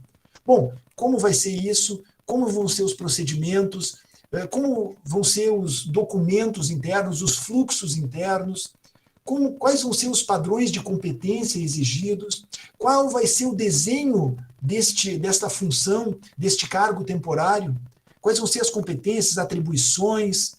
Quais vão ser os requisitos de investidura, os documentos, os requisitos para afastamento? Porque aí nós vamos precisar normatizar. Bom, o sujeito não deu conta daquilo para o que ele foi contratado para fazer, por contrato administrativo, porque é o que a Constituição diz. Então, como ele vai ser afastado? Né? Há uma série de desdobramentos que, na minha avaliação, e aqui eu estou chamando de oportunidades, que nós precisamos, nós administradores, nós servidores públicos, ainda que não administradores, a partir do uso da ciência da administração, precisamos nos antecipar. E pensando nisso, qual vai ser o desenho, né? Nas disciplinas na época chamavam de gestão de recursos humanos, nós não fazíamos desenhos de cargos, desenhos de carreira, não esboçávamos lá como a denominação do cargo, atribuições sintéticas, detalhadas, nem sei se faz isso ainda, mas aquele desenho de carreira, de cargo, política de remuneração, tudo isso precisa ser pensado. Quem tem a formação para pensar isso? Né? Se não o profissional da administração. Onde está o conhecimento para dar conta disso, se não na ciência da administração? Né? Então, é nesse sentido que eu queria resgatar esse ponto. Mas a questão da autonomia técnica, né? Por que eu disse depende? Depende de como o servidor vai se colocar nesse processo, José Francisco, desculpe. Como ele vai se colocar nesse processo? Como um sujeito ativo ou um sujeito reativo? Ele vai usar essa autonomia como uma capa de proteção ou como um recurso para a ação? Né? Porque o servidor público tem estabilidade e não é a estabilidade o mais importante, é uma derivação à estabilidade. O que é importante é o conteúdo substantivo, ético, a natureza do servidor público. O servidor público não é um servidor do prefeito, ele não é um servidor do secretário, ele não é um servidor do chefe dele, ele é um servidor do município. Então, é ao município que ele deve atender, é ao interesse público representado pelo município. Então, significa dizer o seguinte, uma pergunta, significa dizer, então, que eu não tenho que obedecer ao prefeito, eu tenho que seguir o que eu quero? Não. Né? Eu costumo dizer isso, uma das características do servidor público é que ele é um cidadão servidor.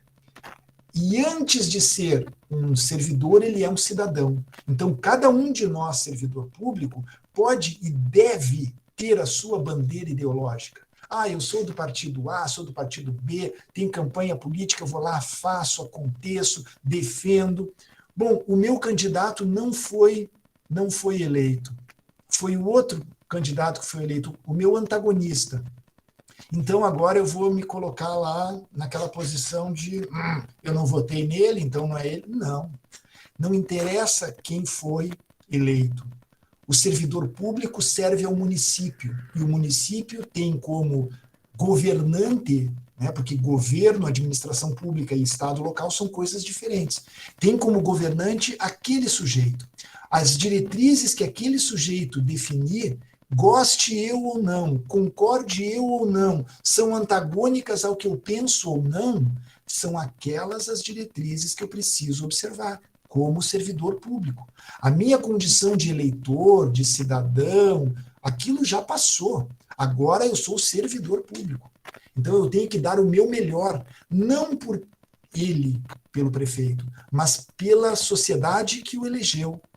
Então, esse é um ponto importante. Agora, se eu uso a minha autonomia para me colocar nessa condição, não, esse cara eu não votei nele, então eu sou autônomo, eu faço o que eu quero. Não. Se é essa autonomia, ela jamais existiu. Jamais deveria ter existido. Agora, se é a autonomia de poder agir em nome do interesse público, conforme a lei, reagindo e resistindo a tensões perturbadoras da lei, aquele que age contra a lei, então essa autonomia precisa ser preservada. E ela vai ser preservada, seja eu um estatutário com estabilidade, seja eu um selitista. Porque o fato de ser estável ou não permite, jamais permitirá, que um servidor sem estabilidade seja demitido, seja afastado, seja desligado da administração pública só porque o administrador quer. Não, o fato de não ter estabilidade não vai deixar ao livre-arbítrio do administrador afastar A ou B, porque ele quer. Não, agora eu não gosto do fulano, ele não tem estabilidade, então pode demitir ele. Não funciona assim. Né? Quem de nós conhece, todos conhecem, muito mais do que rudimentos de administração pública, vai perceber que a administração pública, o ato administrativo, tem uma motivação. Né? Quem de nós não sabe quais são os elementos conformadores do ato administrativo? Um deles é a motivação, a justificação. Então, ainda que seja um sujeito sem estabilidade, mesmo o sujeito em estágio probatório, para ser afastado, eu preciso ter uma razão para aquilo. Né? E essa razão, como disse muito bem a Rita, mesmo nas empresas, depois vai ser discutida em juízo, né? Porque a decisão administrativa é sujeita a uma revisão judicial. Então, a questão não é tão simples assim. É o que eu estava dizendo. Cada trecho, cada dispositivo daquela emenda constitucional, daquele projeto de emenda constitucional, melhor dizendo, tem uma série de elementos por trás, que precisam ser lidos, que precisam ser interpretados, que precisam ser antecipados os cenários possíveis, que nós precisamos, ainda que não aprovada, criar esses elementos para nos blindarmos o serviço público, blindarmos a sociedade de uma eventual próxima aventura de reforma administrativa. Tá? Então, essa é a contribuição que eu queria deixar para os colegas todos, servidores públicos, administradores ou não. Né? Quais são as oportunidades que se abrem diante desse cenário sombrio que nós temos? Né? Então, essa era a ideia. Não sei se respondi, José Francisco, colegas. Acho que bem respondido, Sandro. Acho que colocou um ponto bem interessante aí do administrador e do próprio servidor público se colocar como um agente de transformação, né? Acho que muito bem colocado, e a gente está vendo agora, citaste outro ponto bem importante, que a própria reforma da Previdência, há pouco aprovada, aí, há pouco mais de um ano, agora, recentemente, eu acho que ontem, vi uma matéria do ministro Aras, ministro do Supremo Tribunal Federal, se manifestando sobre vários pontos da constitucionalidade da própria reforma. E isso, eventualmente, também pode ser ser discutido no futuro, né, da reforma administrativa, né? E aí, como tu colocaste, claro, todo o dispositivo ali vai caber uma interpretação, também pode ser discutida no judiciário. Não sei se a colega Rita quer complementar alguma coisa. Sim, Renan, só para lembrar que, para o Sandro, né, que além da questão da contratação, dessa autonomia que foi falado, hoje há dois entendimentos, assim, né, para todos terem consciência do que está acontecendo. E há uma fala de que a estabilidade foi preservada, né, nesse último substitutivo aprovado. Para muitos está sendo considerado de novo, digamos assim, uma estabilidade, entre aspas, ou relativa, porque ela permite também que alguns cargos que sejam obsoletos possam ser extintos, mas aí tu não sabe quais são esses cargos, né, assim, né, aí não existe mais, então tu pode 20 anos fazer um concurso para um cargo, daqui a pouco analista, sei lá, de gestão pública, vamos pensar que é um cargo que a gente vê muito, vamos extinguir esse cargo, não gostamos mais desse nome, porque a área pública se dá margem a muito os gestores mudarem o nome, achando que vão mudar pelo nome, o título, muda a situação. A gente sabe bem que não, mas e aí? Como é que fica o analista de gestão pública, que muitos administradores daqui a pouco fazem? Fica como tido obsoleto, porque o nome, daqui a 10, 15 anos na administração, a gente tem muitos nomes, né, Sandra, que a gente gosta de nominar, está sempre mudando. Bom, e como é que fica? Então, aí esse cargo vai ser extinto, e aí tu ficou 20 anos contribuindo, como é que fica a tua situação? Tu entra em extinção, ou tu vai ser demitido? Então, aí seria uma estabilidade relativa, né? E a outra questão que muitos falam que tem uma ameaça à estabilidade do que está da redação hoje, para todos terem consciência também, é a questão que quando tu está em estágio probatório, se tu tiver 2 avaliações negativas, tu também pode ser, então tu não é confirmado na área pública. E aí, há um diferencial. Antes, para ti ser também demitido, também, era outra questão também, era só quando tinha o trânsito julgado. Agora pode ser o trânsito em julgado, que tu vai ter direito à defesa, mas pode ser só em ação judicial. Então, daqui a pouco, tu vai demitir aquela pessoa, o servidor. Antes precisava ter o trânsito julgado, tinha todo assim, digamos assim, um ordenamento jurídico garantidor, que tu só seria realmente demitido numa situação limite ali, com todo o direito à ampla defesa. Agora, ele restringe. Então, por isso, hoje se fala, né, que essa estabilidade ela é relativa. Então, fala-se um discurso de que não, a estabilidade foi garantida para todo mundo. Aí tu vai ver, não é bem assim. Então, por esses detalhes que existem alguns artigos ali que dão brecha, mas brecha para quê? Para demitir, né? Então, é uma estabilidade que se entende que seria relativa, né? Algumas entidades, associações e jurídicos, inclusive, né, profissionais da área, operadores do direito, estão colocando isso em pauta, né? Então, Sandro, só para complementar essa questão da estabilidade ali, né?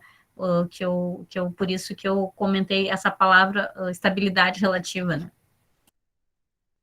Perfeito.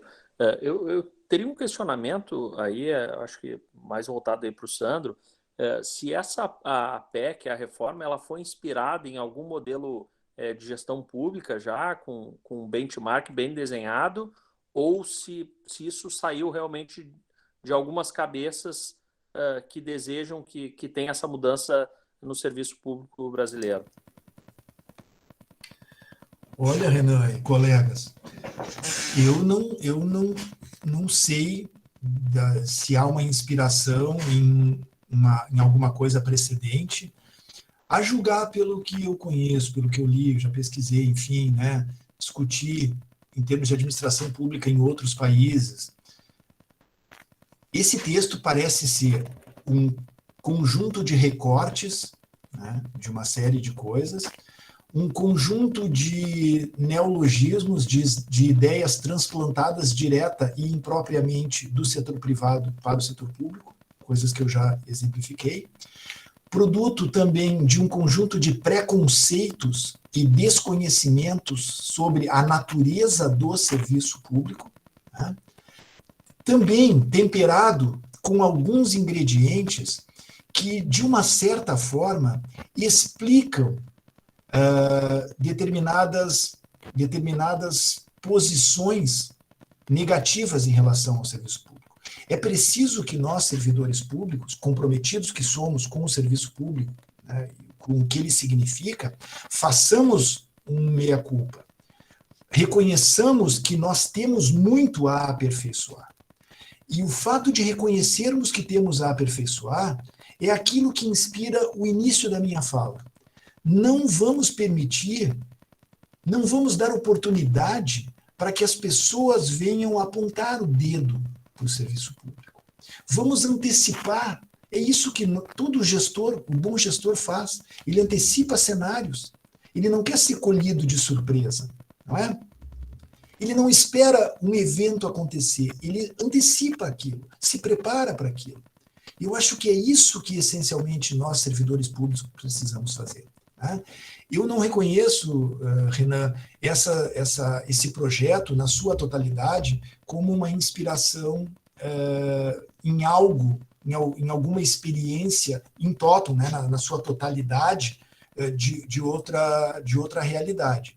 Mas ele me parece, sim, né, incorporar algumas questões, sim, que são práticas em outros países, né, mas ele me parece mais o fruto de como se fosse um grande sopão de ingredientes ruins que foram colocados ali, né, e temperados com muito preconceito, com muito desconhecimento.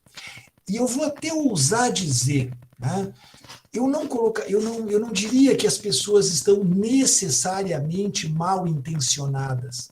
Eu diria mesmo, né, por uma questão assim de vamos dar um crédito de confiança. Né? Nesse sentido, eu ousaria dizer que é muito mais desconhecimento, né, por ignorar o mundo, por ter preconceitos em relação ao serviço público, que as pessoas construíram isso deste jeito. Né? E não necessariamente mal intencionados, porque né? Há sim um ataque ao servidor público, há sim um ataque ao serviço público, né? Mas me parece que há muito mais de incapacidade de entender onde está. Né? Então, tudo aquilo que é produzido sem diálogo, tudo aquilo que é produzido sem ouvir as pessoas, todos nós, gestores, sabemos disso. Né? Tudo que nós fazemos fechados em quatro paredes, em petit comitê, tudo aquilo que é feito dessa forma, quase que, para não dizer sempre, vai ser fruto de insucesso. Né? Então, essa PEC, para mim, é um case que, em administração pública, do ponto de vista da administração política, precisa ser examinado. Né? A forma como foi feito.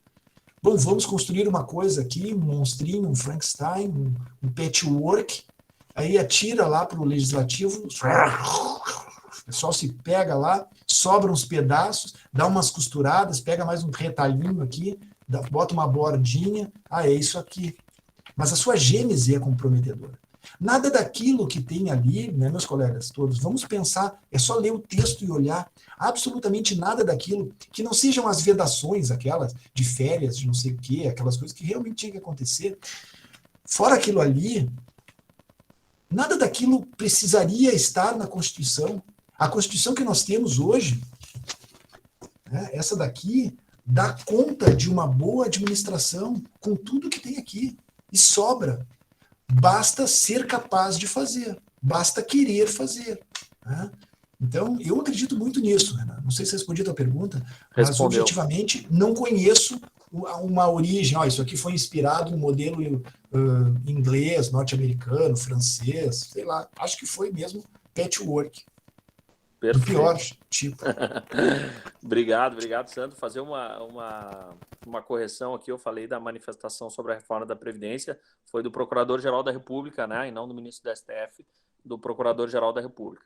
A gente está encaminhando aí para o final do evento. Se não houver mais nenhum questionamento, eu gostaria, em nome aí do Conselho, agradecer e parabenizar a iniciativa da Câmara de Gestão Pública, né, e os colegas aqui, Sandro e Rita, que fazem parte também da Câmara de Gestão Pública, e do espaço aí do CRA Recebe, do Conselho Regional de Administração, e passar a palavra aí para as manifestações finais, né, dos participantes, né? Então, começou pela Rita, então, começando agora pelo Sandro, para manifestações finais. Muito obrigado, Renan. Eu agradeço a oportunidade de nós conversarmos aqui, de termos essa interação. Agradecer a Rita também pela parceria, ao CRA por abrir esse CRA Recebe, para que todos nós tenhamos, né, oportunidades sempre de aprender mais sobre administração. Peço escusas por eventual excesso da minha parte, por alguma acidez, mas tenho certeza que isso tudo é feito com a melhor das intenções, de provocar mesmo, de chamar para um debate, para uma reflexão, o que eu acho importantíssimo e que é o que nós, todos servidores públicos, a nossa sociedade precisa cada vez mais hoje. Esse é um tema relevantíssimo, né? Eu rogo que todos tenham, busquem se inteirar disso, ainda que não passe, ainda que não o afete, ainda que eu esteja já me aposentando, não importa. Vamos olhar para a sociedade, vamos olhar para o serviço público, porque deixando de ser servidor público, eu vou continuar sendo cidadão e sofrer os efeitos disso. Tá? Então, só agradecer mais uma vez a oportunidade e desejar a todos felicidades, né? Que sejamos todos nós, tenhamos todos nós muita saúde, perseverança aí para enfrentar esses contratempos. Muito obrigado mais uma vez. Obrigado, Sandro. Rita?